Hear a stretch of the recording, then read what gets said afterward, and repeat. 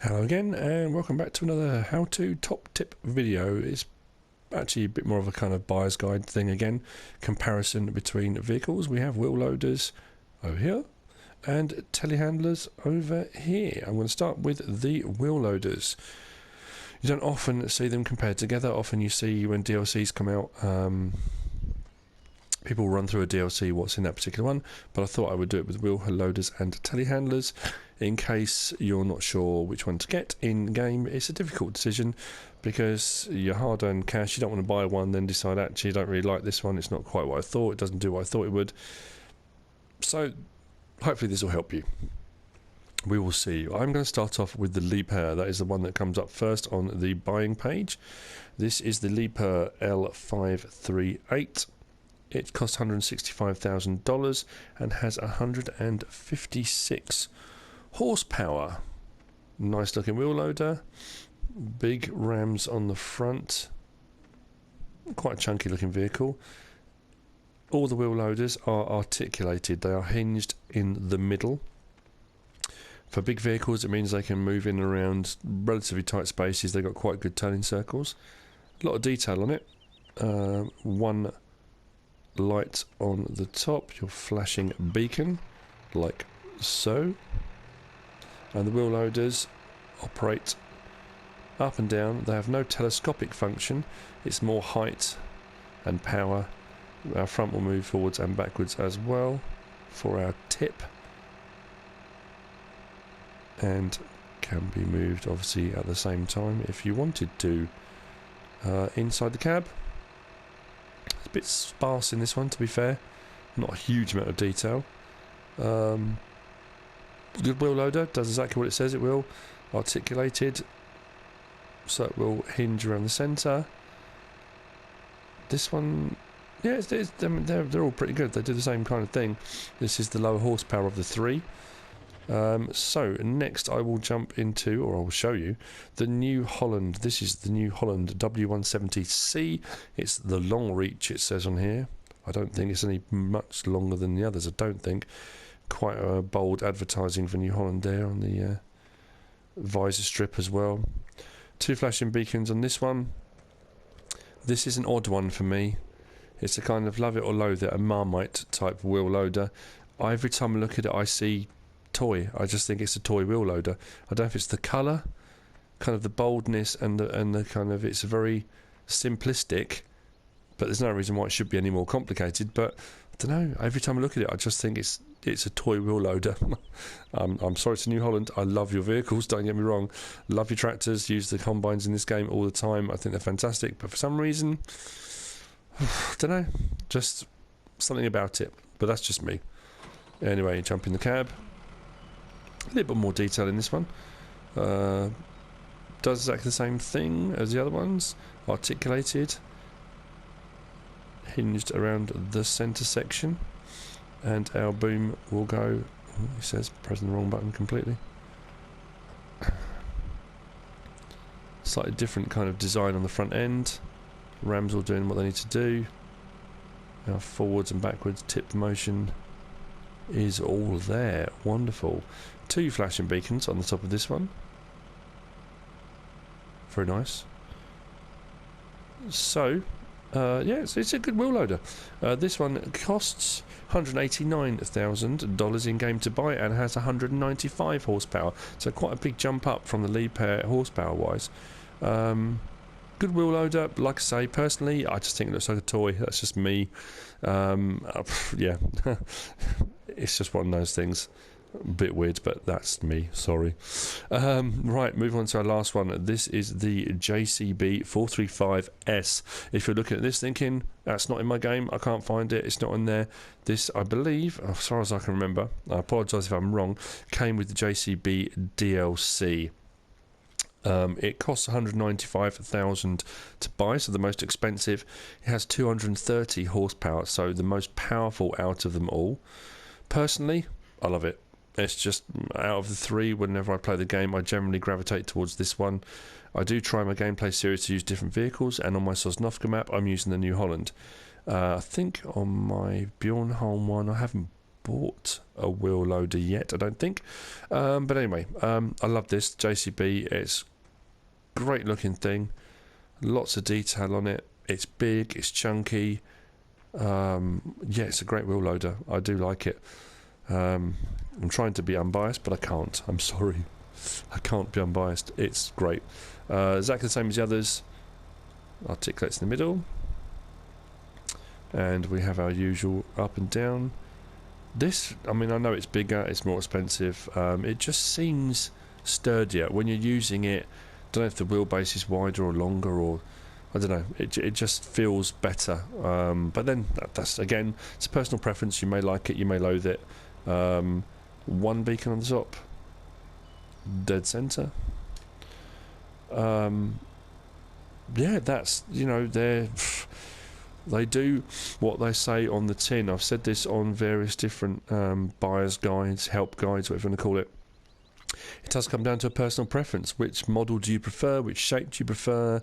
You know, are you going to go for a cheaper option, or are you going to go for big horsepower? It depends what you're using it for. That's entirely down to you. Right, moving on to the implements you can put onto the wheel loaders. Pallet forks do what they say. They pick up pallets. The pallet forks, these are all lizard implements, by the way. Pallet fork, $1,900 to buy. Then we have our log fork. This is a monster of a log fork, I have to say. It is quite big. This is $3,800 to buy, the log fork for the wheel loaders. And then we've got our universal bucket. This is huge. It's $3,400 to buy and has a capacity of 6,400 litres. So that's a fair size bucket. If you're shifting silage or manure and you want to move a lot quickly, this is the bucket to go for. Yeah, you only get 3 implements with the wheel loaders. You get far more with the telehandlers, which I'm going to go on to in a little while. But very quickly, I just want to show you a couple of things. First things first, we'll hook up the log fork. Oh, now, that was what I was going to explain. If you don't line up your attachment properly, it can ping the vehicle up and down in the air. Anyway, log fork. It's a big log fork, as you can see. Opens up really big and can take a big bundle of logs in one go. Wonderful. To about here, you can fill up to logs. If you go much further open, you tend to find they can drop out the front. But about here, or you can close it right to here. Downside with that is, if you're only carrying 1 or 2 logs, it doesn't hold them. They can move around in there quite easily, and they tend to fall out, especially with the articulation. When you're moving, you see that front end swings about quite a lot. You can lose logs out the front. It's just one of those little petty quibbles I've got. It is a downside to this log fork on this one. I don't particularly like it. It has its job, it can do certain things, but for me, it's not the greatest. It would be better if that could close up. Whoa, that was a bit weird. If it could close up a bit tighter, which obviously I get it, the design, this one specifically it can't, but it could do a bit being closing up a little bit tighter to hold not individual logs, but 1, maybe 2. So I'm going to move on to showing you the bucket. Now the bucket, you think, well, show us a bucket. It's a bucket. It is, and there's a function on here that not a lot of people are aware of. I wasn't, and I am now. But anyway, high tip function. When you're tipping into a vehicle with high sides, and you get to this point, and you tip forwards, because that whole top section moves, you often catch that on the side of a high-sided trailer or vehicle. What you can do is get it to this position here and leave it here. And if I just open up my automatic help, and if I go on the PlayStation, of course, the left shoulder button gives you all those options for your up and down and your forwards and backwards. If I do the right shoulder button, it gives me this option, which is the high tip function. The high tip function means that you can keep all that height and you can still tip into a high-sided vehicle quite easily. It says trying to get the right angle on this without it. There. So there we go. A bit slower. So the high tip function just allows you a bit more flexibility for tipping into higher sided vehicles. If you knew about that already and you're saying, yeah, we know. Good for you. That's brilliant. I'm very happy for you. I wasn't aware of it, and I'm not sure everybody is, so I just thought I would mention it. So there we have our wheel loaders. 3 of them. 2 in-game standard, 1 in the DLC. If you don't have the JCB DLC, I urge you to get it. I know FS17 is coming out, you know, within the month now. I know I'm kind of late to the game and doing these how-to videos, but if you're going to continue to play FS15, get the JCB DLC. It's great. There's some brilliant vehicles on there. But that is wheel loaders. I'm going to move on to the telehandlers momentarily. Okay, so telehandlers do the same job pretty much as the wheel loaders. As you can see in front, there's an array of equipment. There are 3 in game. I'm going to go and start with the one that comes up first when you look on the buying page. So we start off with the Liebherr TL436-7. I have to say, with all of these vehicles, I don't know who names them, but yeah, could probably be a bit more inventive, possibly. The tractors, most of them have fantastic names, but I suppose if you're releasing different models of telehandler all the time, it gets complicated. Give them all names. Anyway, this one is $85,000 to buy. Has 122 horsepower. Nice.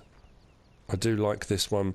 I use this one a lot for my forestry, oddly enough. Weirdly enough, when you look at the New Holland and the Liebherr together, they look almost identical. I think the Liebherr is a little bit longer and a little bit wider. It does, when you're using it, feel a lot more stable on the ground. I think it's got slightly wider wheel base. Anyway, the telehandler, the bonus with these is they have got the flexible steering. Now, on the PC versions, I believe that can be turned on and off. And I believe for driving on roads, it's illegal to drive with it in flexible steering mode. I don't know for definite, but on PS4 versions, I haven't been able to turn this off. So anyway, flexible steering, and then we've got our boom. Now, the great thing with the telehandlers is the boom will go up and down, absolutely. We can go backwards and forwards with our end, the same as you do with the wheel loader.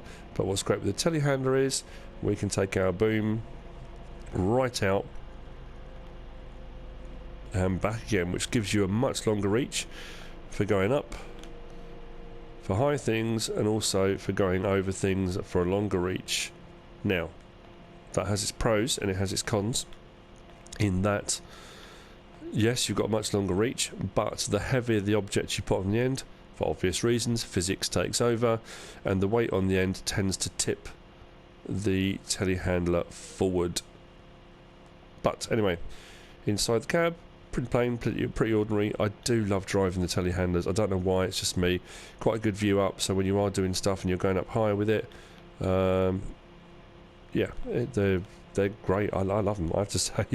I do like a telehandler. FS17, I believe, as far as I'm aware at the moment, is going to have a Manitou telehandler. I don't know if it's still going to have the Liebherr and whether it will still have the New Holland or not, I don't know.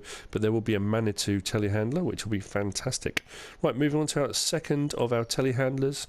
We've got the New Holland. Again, fantastic name. The New Holland LM7.42. Says it right there on the side. Anyway, nice one. I do like this. Quite an open, airy, kind of spacious looking cab. It doesn't seem as chunky or bulky. It's a bit more streamlined on the side than the Liebherr. Does exactly the same thing. We'll just jump inside, have a quick look on the interior. Does the same thing. There are up and down functions, forward and backwards, extendable arm, all that kind of stuff, which is exactly what it should do. So again, from outside we get our flexible steering. Now, I do find that the flexible steering on the Liebherr is a little bit quicker.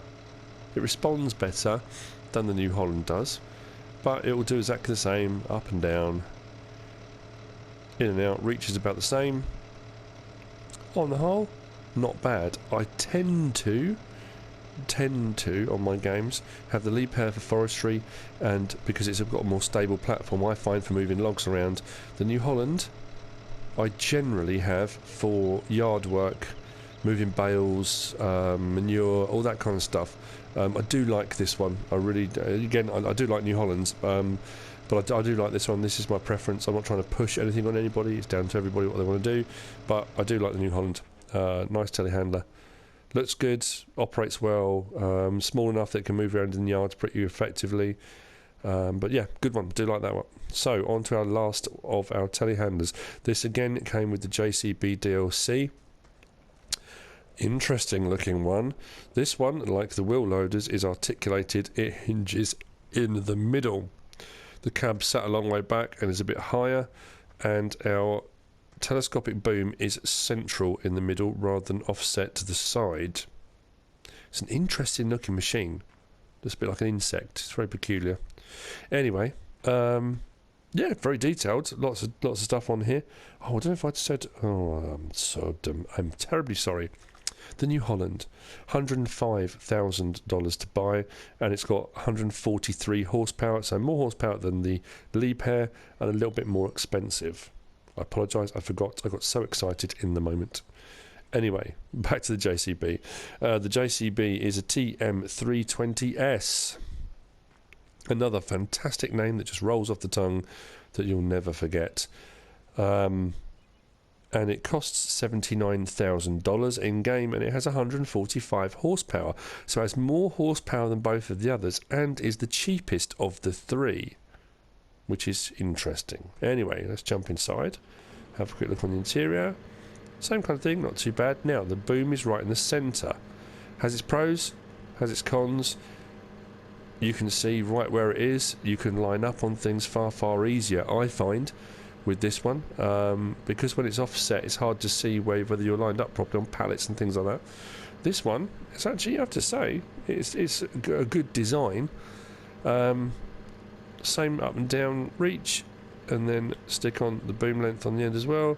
Only downside, as you can see, that is it. That is maximum boom length.